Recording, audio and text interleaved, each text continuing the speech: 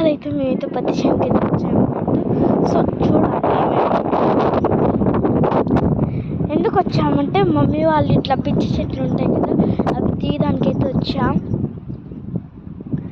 So mummy వాళ్ళు ఆడ పని చేస్తున్నారు.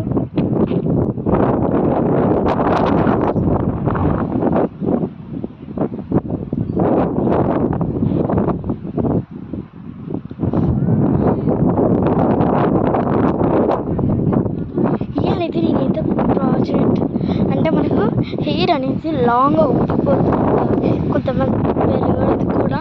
అందుకే నేనైతే ఒక ఆయిల్ డిస్క్రిప్షన్లో ఇచ్చాను, దాని పేరు వెంటనే వెళ్ళి చెకప్ చేసుకొని తీసేసుకోండి ఆయిల్.